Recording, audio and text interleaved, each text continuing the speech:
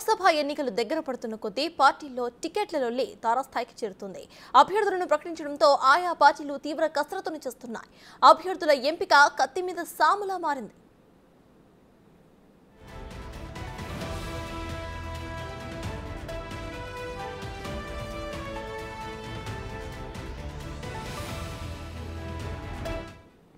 BJP రెండో జాబితాలో వరంగల్, ఖమ్మం స్థానాలను పెండింగ్ లో పెట్టింది.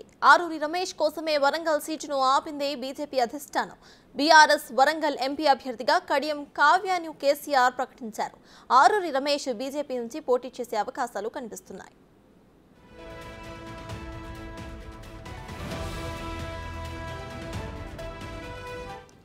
మరోవైపు ఆదిలాబాద్ లో సిట్టింగ్ ఎంపీ బాపురావుకు షాక్ తగిలింది. బీఆర్ఎస్ నుంచి వెళ్లిన నగేష్ కు టికెట్ కేటాయించారు. మహబూబ్ నగర్ టికెట్ కోసం డీకే అరుణ, జితేందర్ రెడ్డి మధ్య పోటీ కొనసాగుతోంది. డీకే అరుణ వైపే బీజేపీ అధినాయకత్వం మొగ్గు చూపింది. సైదిరెడ్డికి నల్గొండ ఎంపీ టికెట్ కేటాయించారు. ఇక టికెట్ దక్కని నేతలు పార్టీలు మారే ఆలోచనలో ఉన్నారు.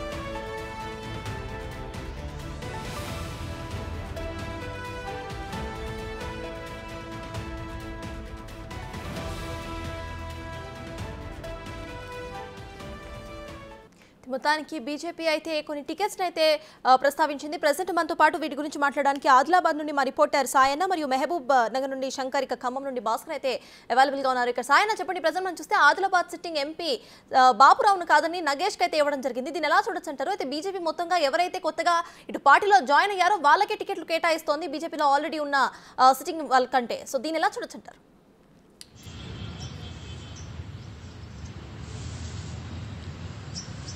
ఎస్ సర్దార్, పార్లమెంటు ఎన్నికల నేపథ్యంలో ఉమ్మడి ఆదిలాబాద్ జిల్లాలో కూడా ఎన్నికల వేడి కూడా మొదలైందని చెప్పుకోవచ్చు. ఇప్పటికే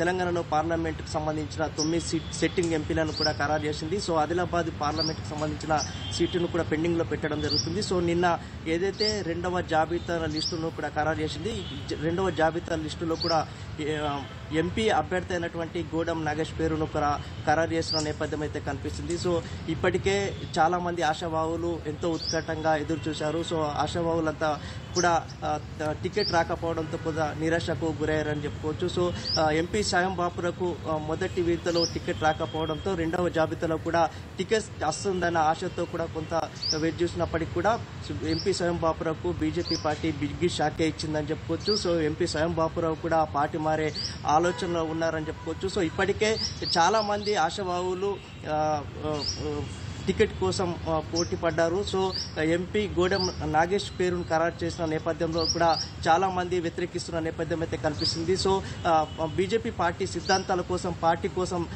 పనిచేసిన వారికి కాకుండా వేరే పార్టీ నుంచి వచ్చిన వారికి ఎలా టికెట్ ఇస్తారని చెప్పేసి ఆశావాహులు ఇప్పటికే వ్యతిరేకిస్తున్న నేపథ్యం అయితే కనిపిస్తుంది. చాలా మంది ఆశావాహులు, ఇటు సీనియర్ నాయకులు కూడా పార్టీ మారే అవకాశాలు మనకు స్పష్టంగా కనిపిస్తున్న నేపథ్యం అయితే కనిపిస్తుంది. ఇటు స్వయం బాపురావు కూడా బీజేపీ పార్టీకి టికెట్ రాకపోవడంతో ఇటు పార్టీ మారే అవకాశాలు మనకు కనిపిస్తున్న నేపథ్యం అయితే కనిపిస్తుంది.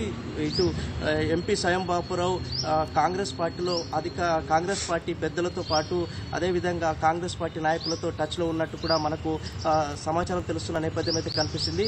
స్వయం బాపురావు మరికొన్ని రోజుల్లో కాంగ్రెస్ పార్టీ గూటికి వెళ్లనున్న నేపథ్యం అయితే కనిపిస్తుంది. సో ఓవరాల్గా చూసుకున్నట్లయితే ఉమ్మడి ఆదిలాబాద్ జిల్లాలో రాజకీయ రసవత్తరంగా కొనసాగుతుందని చెప్పుకోవచ్చు. సో ఏదైతే బీజేపీ ఎంపీ అభ్యర్థి అయినటువంటి గోడెం నాగేష్ పేరును ఖరారు చేయడంతో ఇటు సీనియర్ లీడర్ కావచ్చు, ఇటు అదేవిధంగా చాలా మంది ఆశావాహులు